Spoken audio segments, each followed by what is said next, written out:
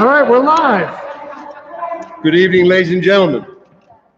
Or should I just, well, there are a couple of gentlemen here. We are. Here to give you an update on where we stand with our reopening plan. Appreciate the presence of a number of board members, Mr. McLean, the president, Mr. Francis, the vice president, board members Peretti and board member Schubert, much appreciated. Administrators, I was asked, are you going to have a big turnout tonight? And I said, A, we're streaming, and B, we tried our best to keep people informed, so I don't expect a big turnout because people know what's happening. So I hope that that's an accurate statement. We'll see by the end of the night if that's agreeable. We do have people online. What has happened so far with our reopening?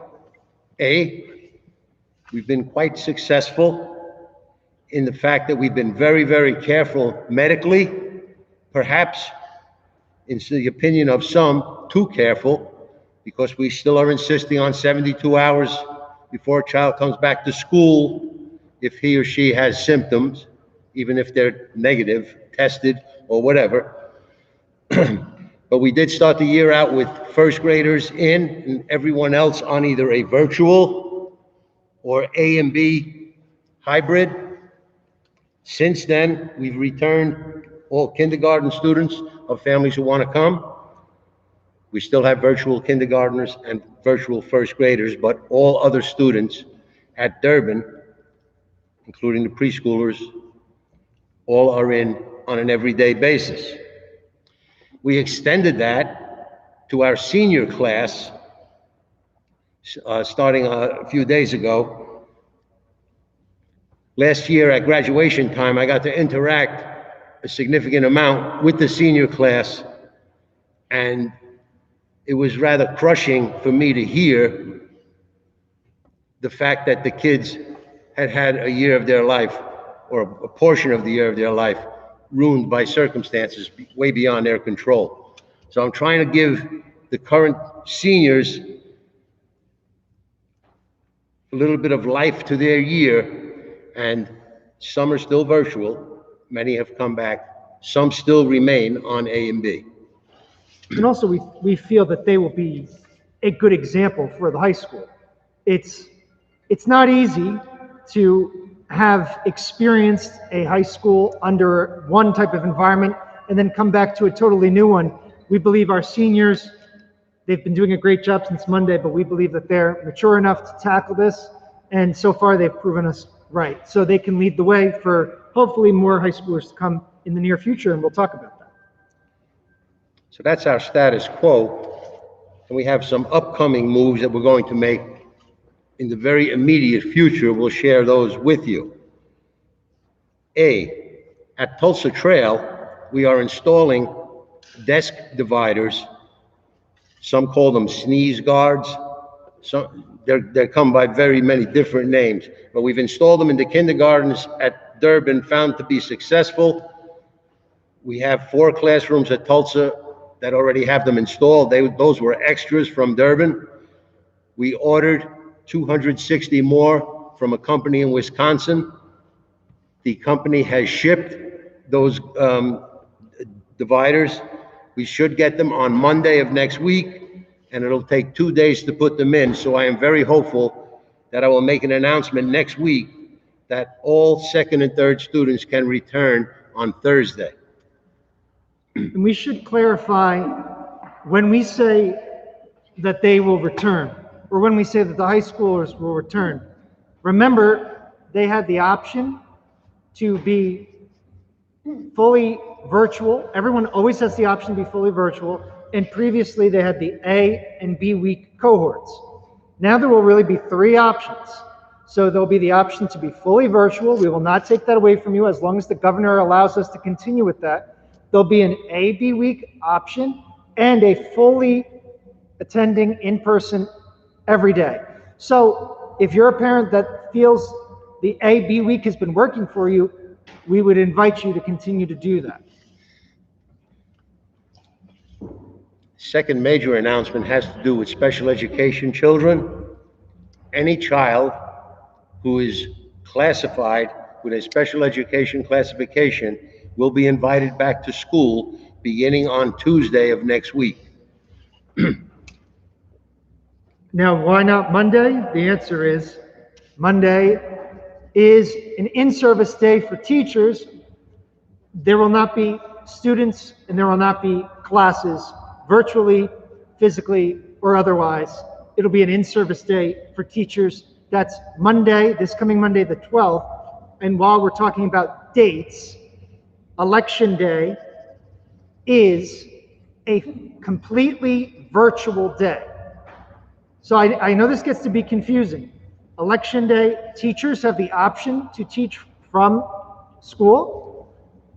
Some classrooms will be able to be open to them, but all students will be virtual that day because we do have some polling or voting booths rather that are here. That's by order of the governor. Third group that we will be allowing back on Tuesday are our children who have our English language learners, children who are from other countries and are learning the language. Many of them are involved in A and B hybrid, but we will invite all of them back on a daily basis. So that's our immediate future moves. One of the things we're doing is we're not making promises about dates until we're really sure we can handle the return. So I gave you a timeline for second and third grade. Fourth and fifth grade are next on the list. We put in an order tomorrow for desk dividers for fourth and fifth graders. That order will probably take a week and a half if they have them in stock. According to the phone call today, they do. But my hope is that if all goes well in grades 2 and 3, we will then invite 4 and 5 back, probably in a period of 2 to 2.5 weeks. That is not a promise. That is merely a hope. Yeah, I hope it would go without saying that there are a variety of factors that could derail our great plans, right? But yeah, so the planning tentatively 4 or 5 for around that last week of October. Should we be successful with 4 or 5, we will continue to invite additional grades back over a period of time. We are in no gigantic rush. We want to make sure that things go well. If they don't, we may revert back to the A and B option. The reason we have been successful so far centers on some luck, centers on the fact that most parents have been very upfront with us when not sending a child to school who's ill, letting us know if they've traveled to a restricted state and they're telling us about that they need to quarantine. Luck and honesty have helped us. We have had one case, a student who at the time was virtually instructed and living in Belleville with his dad, not living in a Pacong, hadn't been in a Pacong for some time. That is luck.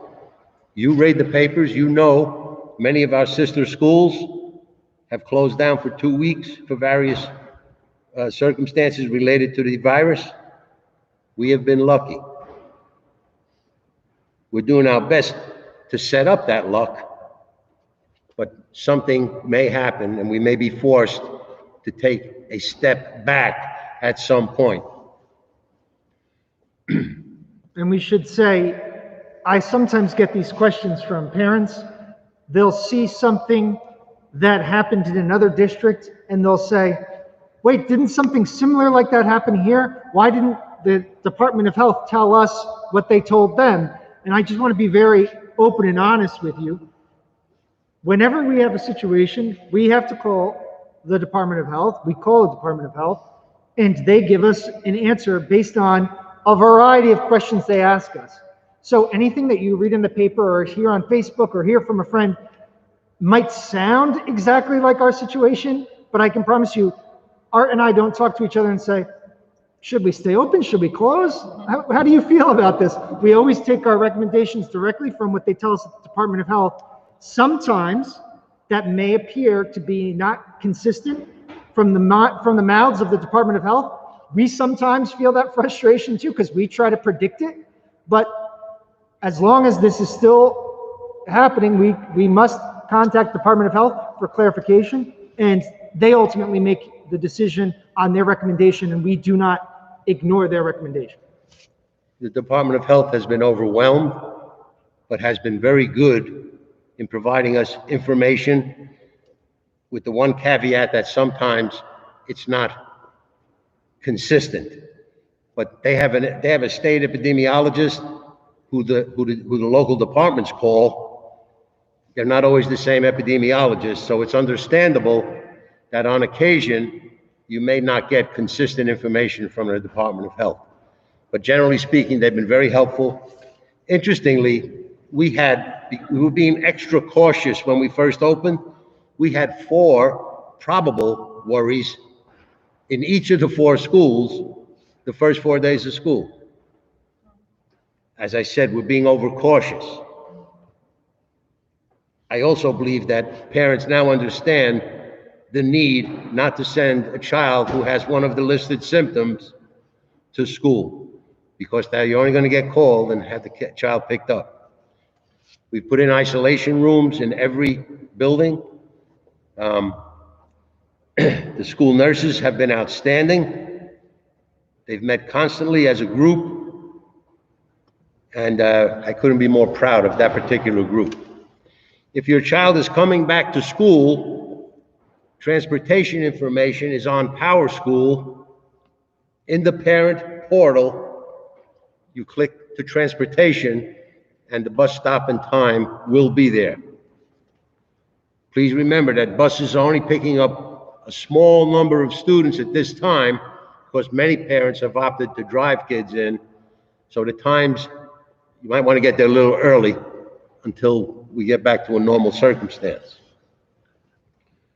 Mr. D, do you want to address the hold on virtual returns? Yes. Once we get the 2nd and 3rd grade back, we will put a freeze on virtual returns until we assess the status quo of the additional kids in school. I don't know, is that clear? No. Okay, so let's say Thank you for your honesty.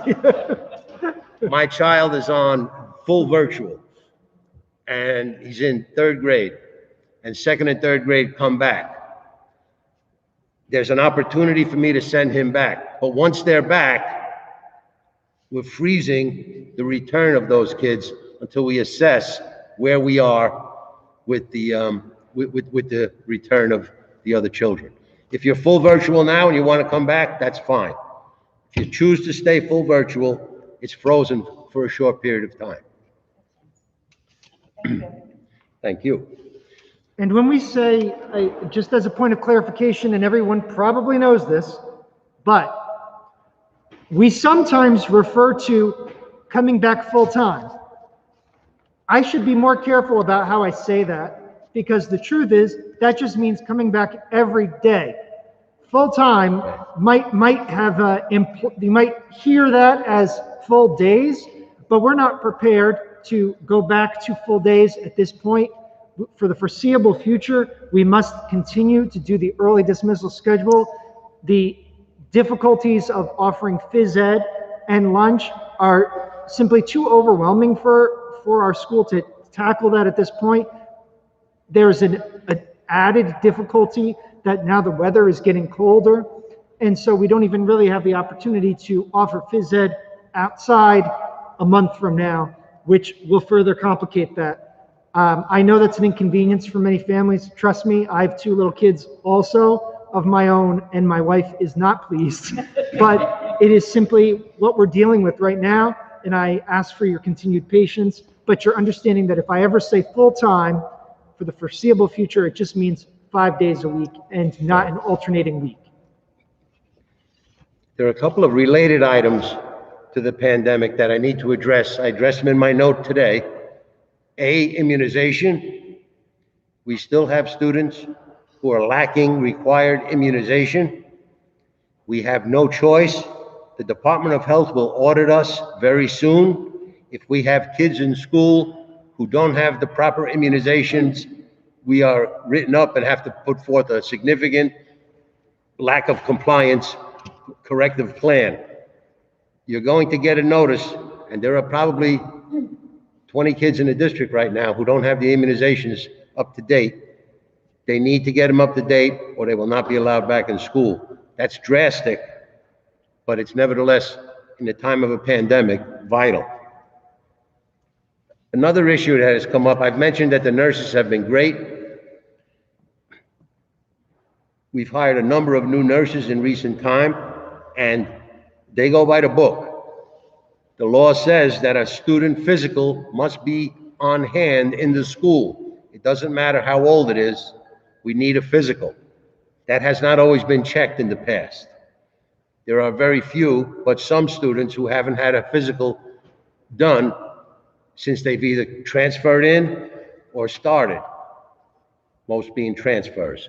We are requiring those physicals, or once again, the drastic action is that student will be excluded from school. One outcome of the A-B option, mainly in the high school, one of the outcomes has been an interesting one. If I'm a high school student on an A schedule, and I'm not sure I want to get out of bed at 6 o'clock in the morning and get on the bus, they've been staying home and doing virtual. That's not a crime, but the problem is this: because they're not ill, no one calls in for them. Our secretaries and our nurses have to check the attendance every day. No call comes in, we have to contact the house. Usually, with high school kids, there's nobody home except the high school child. Nobody answers the phone, nobody calls in. It's killing us time-wise. It's taking us away from our jobs. So the letter today stated specifically that if you're an A-week student and it's A-week, we expect you in school. If you're not in school, you want to go virtual, we will let you do that, but you have to call in. There will be a time in the near future, if you do not call in, we will shut you off from the virtual. And Attendance come from, like, the teacher sees that the kid is in the virtual room and knows that the kid is virtual that day, or is that too? no, that's true. But what we need to know is, so the question is, for those at home, would the teacher in the class see that a kid was there virtual and mark them present? Yeah, they would mark them virtually present. And any parent can go into the parent portal and see that their child was virtually present. But for us, it's very concerning because we don't know, is the child virtually present but has symptoms? That's to us very important to know. So it's important we get that heads up, because if they're just, like Mr. D says, want to stay in bed, that's fine, they're virtually present, they stayed in bed. But if they're staying in bed because they have 3 or 4 symptoms, this to me is something we need to know.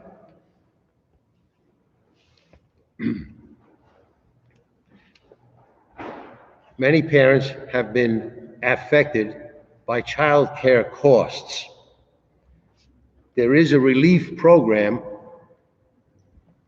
in the state that just came out with a website that allows you to enroll for some financial relief for child care expenses.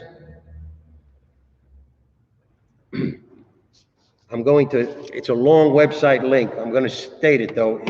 If you're in that situation, you might want to jot this down. If not, send me an email. I'll send you the information. But childcarenj.gov/ capital letters COVID-19 school age tuition assistance application. If you visit the childcare.gov website, you will find that, and there's a pretty high threshold. It's $150. You have to under 150,000, and Alpha Best sent it out the other day too. I sent it to Alpha Best and I sent it to West Side. But there's financial relief till the money runs out. And I think that's important information for aftercare, before care, and for the daycare program that we started with Alpha Best. They're not cheap. They're not overly expensive either. But nevertheless, if you're not making a certain amount of money, you are eligible for financial relief. Again, childcarenj.gov.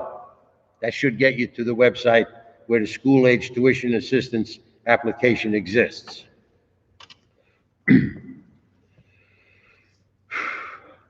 I do have some questions coming in, if you're ready. Yes, sir. All right, a couple of questions that are coming through email here. One parent writes, with today's Governor Murphy's briefing, appears there's increases of new cases of COVID. Why then would second and third graders go full-time? Well, I'll answer this in a couple of ways. I normally watch Governor Murphy's briefings, but sometimes I'm a few days behind, so I didn't see today's. However, I do know that after the Jewish holiday, there was a little uptick because you have a bunch of family members together that maybe came from different parts. That's natural and expected. There were also a couple of other things I know that happened last couple of weeks that gave a couple of little spots that increased. The county numbers have not been that, and that's what we kind of are basing on. And we have to base it on what we're experiencing in this community, which, as Mr. D mentioned, we've only had one confirmed case in our population since the start of school. The other thing I will say is we believe we can do this safely, and that's why we're trying to do it. So the plexiglass for all of Tulsa is an additional factor that we did not have previously. It worked very well in Durban. I should also say kids have been great with masks. We discussed this in August. We had many, or maybe it was July, we had many conversations with families about what would they do if a kid didn't wear a mask? How would they be disciplined? I got to be honest with you, that's not been a problem. Kids have adapted really well, and the plexiglass barriers are an added layer of protection. The masks, if you read a lot of the recommendations coming from the Department of Health and the CDC, the masks themselves do tremendous work. So the masks plus the plexiglass, I believe we can do this safely. And as Mr. D said, if we ever feel that's changed, we have no problem pivoting back to having more virtual, and this may happen. And last point, and then I'll go to these other questions, is kids are, I say this every time, kids will get sick. When kids get sick, keep them home. It doesn't mean they have COVID. But also, someone may get COVID. If you think that Mr. D and I and the Board of Education is doing a good job now, if one kid gets COVID, if we get a case, you shouldn't think we're doing an awful job. The truth is, cases of COVID are popping up. If we see that there's a recommendation from the Department of Health that we shut down, we shut down. Like I said, everything's going through the Department of Health. We're doing this in lockstep with them. So it remains to be seen what happens a month from now, but we're moving forward cautiously, and we're moving forward responsibly and optimistically. That discussion brings up a point. One of the things we're talking about now, after the Thanksgiving holiday or the Christmas break, do we have kids come back to school, or do we go a week of virtual instruction? We're just tossing it up and down. Naturally, after a big holiday like those two, there's some concerns about people traveling, coming back, being in situations that they wouldn't have been in had it been a regular week. For more to follow on that. Any input you have on that? Joe and I welcome emails. We try our best to answer each and every email. And if we don't know the answer, we refer it to a principal if it's school specific. But anybody who emails us should get a return. Even right now. Another question, Mr. D, are there specific forms the district wants the families to provide Or can they provide whatever the doctor's office recommends? You mean for a When there's physical? For a physical? For a physical and for a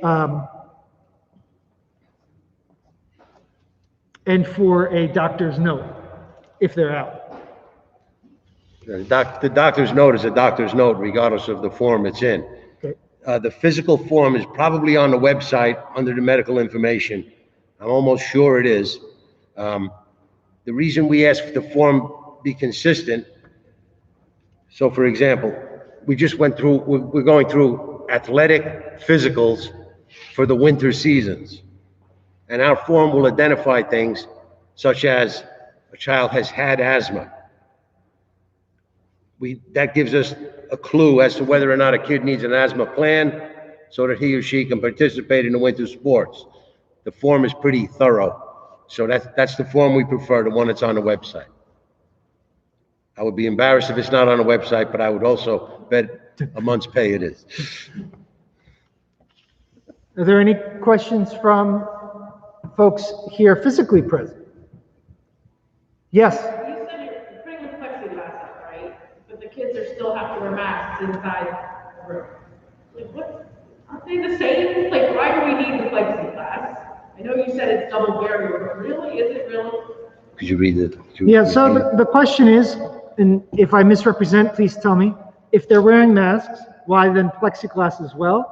Don't the masks do the job? Why would you need plexiglass? The reason we're doing plexiglass for the younger children has to do with the fact that they have less control over things like sneezing, nose blowing, etc. Okay, they're just young kids, and you know, if I have to sneeze, I might go to cover my mouth, pull my mask down. It's just an extra precaution.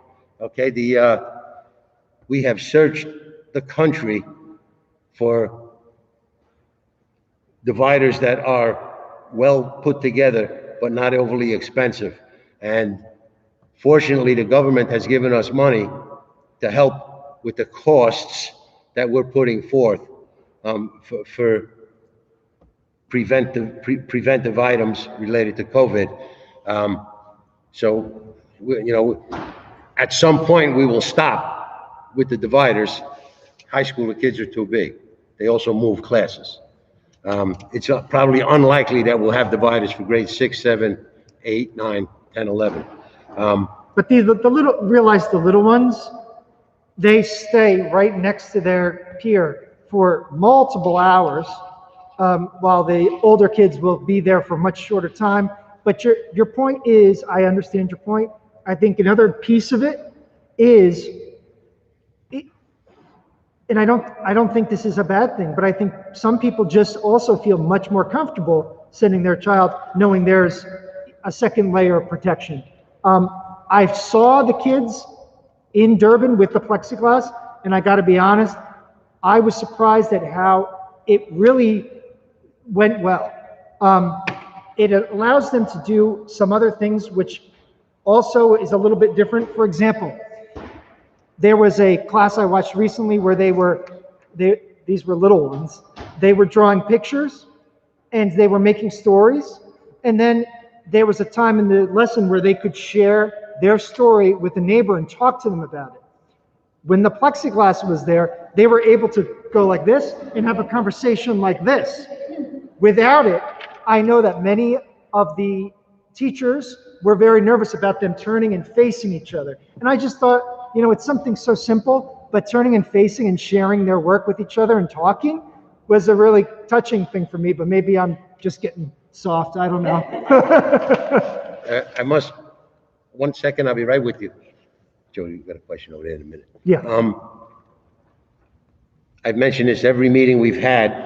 I think this is the fourth one. Our teaching staff has been exceptional in attendance. They've been exceptional in terms of doing their best to try to mutually teach live students and virtual students. I know I have parents here who are teachers, and I know what they're dealing with. And all I can say is I salute you. It's not easy, and It is very difficult. I am very honored to work with a staff like that. The administrative staff has been excellent. And let me tell you, this is a team effort because the custodial staff and the secretaries all have played a role in us allowing to have, we've had school for a nice number of days in a row, and it's because of the efforts of those people. I spent some time yesterday in the high school child care laboratory. And there are 3 and 4-year-old kids, or is it 4 and 5? No, you're right. There are 3 and 4-year-old kids be participating in the high school child care program. And of all the things I've seen since we opened, that to me was the most closest thing to normal that I could find. The teacher, the parents, and the kids, the high school kids and the little kids. It made your heart feel good. Question here. Yes, the job has passed, this is like that model that you have in the dividing room will be in. Or, you know, Repeat. or they have to do that. Yeah, so there are desks, and the dividers are kind of like 3 stuff. 3, they go up on the side and they go up in the front. So they would have a station, a desk with 3-sided dividers. They go up about this high, they're pretty high.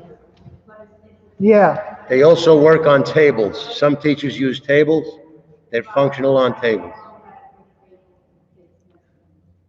in general, they're going more towards desks when possible, so because it's just a little bit easier. But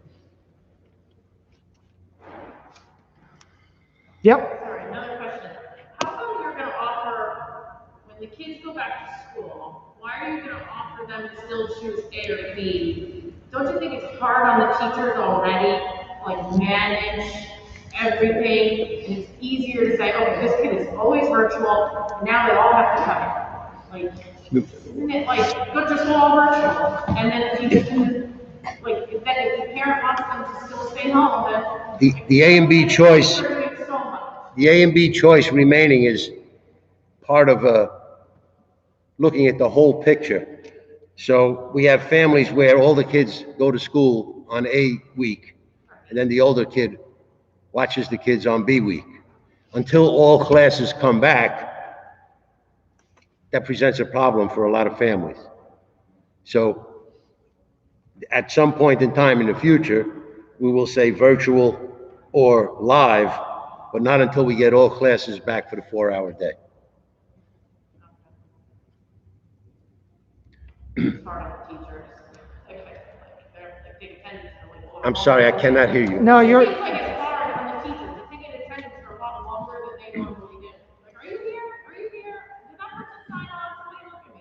Somebody help me. Yeah, you know, so the comment for the people at home was that it can be very difficult for the teachers to have added different virtually present, physically present, That's what they off have week, now. on week. That's exactly But what I want to be very honest. The teachers have been so adaptable. They're doing great. Really, and that doesn't devalue what you said. You're right, but I want to add and make sure I say, I've observed almost 15 lessons since the start of the year, and in each instance, the teachers seem like they've been doing this for a long time, when truly it hasn't been a long time. The ability for them to have a camera and the screen, and they've adapted with so many different types of software. I'm just really pleased. Your point is well taken, but I know the teachers are adapting well, and I'm really appreciative of all the work they've been doing. I have on the front here, if you're interested in specific childcare information, it's here. Please feel free to take one. We're going to end, excuse me. Yeah. Mr. McLean would like to say a few words as board president. Hi, everyone. I'll be very brief. Obviously, these are really challenging times, and the situation is evolving all of the time. So I think, if it's not clear, what I want to impress upon everybody is the priority is the health and well-being of the staff, the students, everybody who's involved in the district. Secondly, ask that the parents continue to be patient. They've been wonderful so far and understanding. And I can't thank enough the staff in this district and what an amazing job they've done. The teachers, the paraprofessionals, the custodians, you name it. Everybody here has just done an amazing job. And I cannot say enough about the administration and Mr. Piccirillo, Mr. Benedetto. I don't know that they signed up for this, or any of us did. I know none of us did. And, it's just, I know I have a sense of what their days are like because I talk to them pretty regularly. And it's not easy. And they continue to work their way through it, even as everything changes. So, just wanted to, wish everyone well. Thank everyone. And we'll get through this together. Thanks for being here. Thank you. Thanks, sir. Thank you very much, ladies and gentlemen. Thank you, folks at home. See you.